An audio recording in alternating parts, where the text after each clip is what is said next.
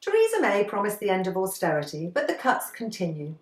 The latest budget from the Tories is devoid of any ambition and seems to be completely detached from the reality of our everyday lives. Despite the well-documented suffering of people on universal credit, Philip Hammond almost gleefully tells us that universal credit is here to stay. The £1.7 billion promised for universal credit is less than a third of the £7 billion of social security cuts which are still to come. Our local MP is in the paper telling us that the Tories will build on record funding for the National Health Service, as if he's unaware that the National Health Service and social care are in crisis because of their underfunding. Under the Tories, the National Health Service has experienced the slowest spending growth in its history.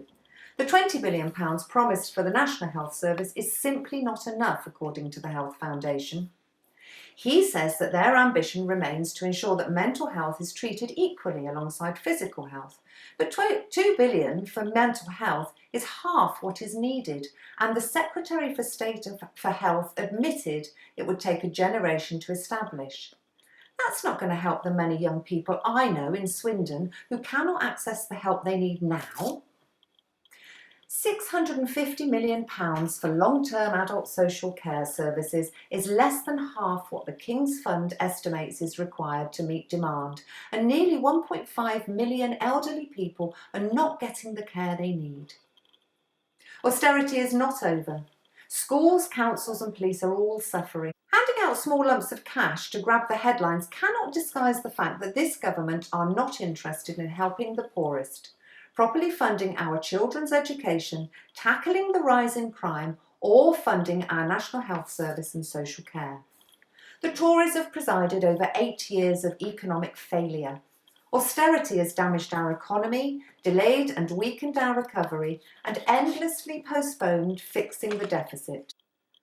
There's not a penny for the day-to-day costs of our schools, even though school funding has been cut by 8%.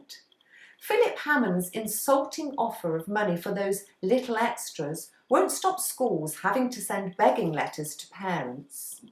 Not a penny for regular policing, even though 21,000 police have been cut and violent crime is on the rise.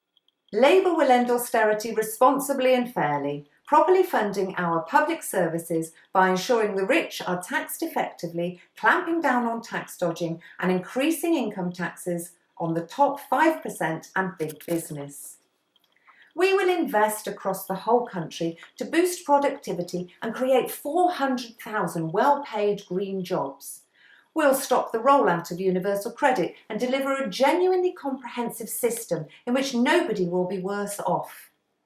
Labour will end austerity and rebuild Britain for the many, not the few.